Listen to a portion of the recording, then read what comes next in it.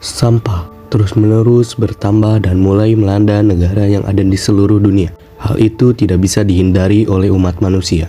Mungkin ada beberapa negara yang bisa mengelola dengan baik sampah itu, tapi tidak dengan negara Indonesia yang tercinta ini. Di wilayah Indonesia, terdapat banyak tempat pembuangan sampah akhir yang besar. Pembuangan sampah itu terus-menerus sekian harinya bertambah sangat banyak hingga menggunung. Salah satunya yaitu di wilayah Kabupaten Cianjur. Kabupaten Cianjur memiliki tempat pembuangan sampah akhir yang cukup besar yang berlokasi di Pasir Sembung, Cianjur. Volume sampah di Kabupaten Cianjur meningkat hingga 210 ton per hari usai Lebaran dan libur panjang hari raya.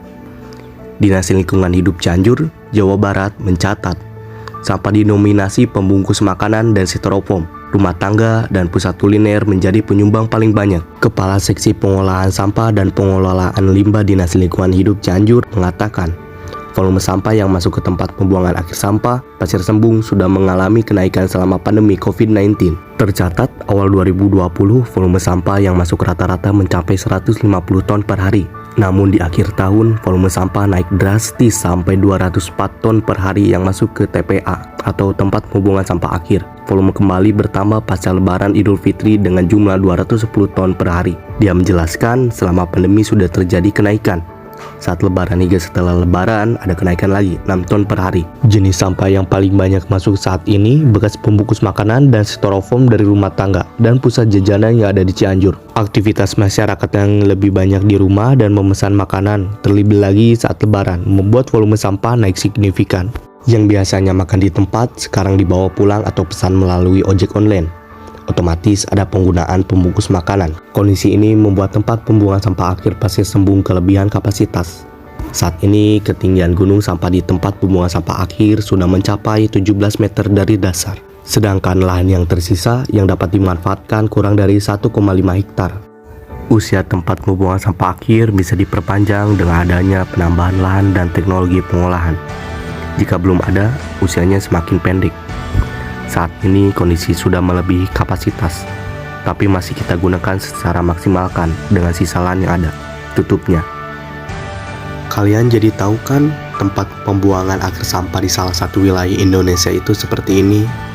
Nah, makanya kita harus bisa mengurangi pemakaian bahan-bahan yang dapat menimbulkan pencemaran dan sulit terurai dalam tanah, diantaranya sampah plastik, styrofoam, dan lain-lain. Pencemaran sampah juga memiliki dampak yang sangat berbahaya bagi makhluk hidup, mulai dari segi kesehatan hingga lingkungan toksin lainnya. Dalam bidang kesehatan, pencemaran sampah menimbulkan berbagai macam masalah kesehatan pada manusia. Sampah yang dibuang secara sembarangan dapat mengundang berbagai jenis bakteri, virus, dan parasit. Penyakit yang disebabkan bakteri dari sampah contohnya salmonellosis, shigellosis, keracunan makanan, infeksi kulit, dan tetanus. Dampak pencemaran sampah bagi lingkungan akan merusak pemandangan, mendatangkan bau yang tidak sedap, dan bahkan dapat mendatangkan banjir level rendah sampai yang tinggi. Bagaimana agar terhindar dari penyakit dan pencemaran lingkungan yang disebabkan oleh pencemaran sampah? 1. Alternatif pengelolaan sampah. Landfill bukan merupakan alternatif yang sesuai, karena landfill tidak berkelanjutan dan menimbulkan masalah lingkungan.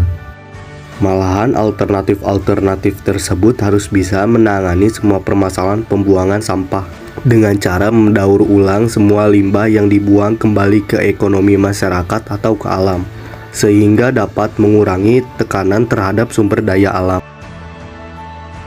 2. Produk bersih dan prinsip 4R.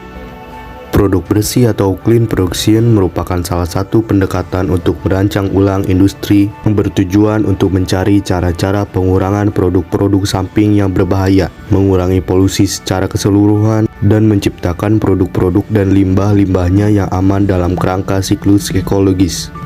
Prinsip-prinsip produk bersih adalah prinsip-prinsip yang juga bisa diterapkan dalam keseharian, misalnya dengan menerapkan prinsip 4R, yaitu reduce atau mengurangi. Sebisa mungkin lakukan minimalisasi barang atau material yang kita pergunakan. Semakin banyak kita menggunakan material, semakin banyak sampah yang dihasilkan. Reuse atau memakai kembali. Sebisa mungkin pilihlah barang-barang yang bisa dipakai kembali. Hindari pemakaian barang-barang yang disposable atau sekali pakai, buang. Hal ini dapat memperpanjang waktu pemakaian barang sebelum ia menjadi sampah.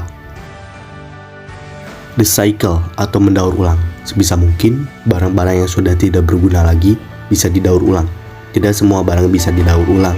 Namun, saat ini sudah banyak industri non-formal dan industri rumah tangga yang memanfaatkan sampah menjadi barang lain. Replace atau mengganti. Teliti barang yang kita pakai sehari-hari, gantilah barang-barang yang hanya bisa dipakai sekali dengan barang yang lebih tahan lama. Juga, telitilah agar kita hanya memakai barang-barang yang lebih ramah lingkungan. Misalnya, ganti kantong kresek kita dengan keranjang bila berbelanja. Dan jangan pergunakan styrofoam, karena kedua bahan ini tidak bisa didegradasikan secara alami.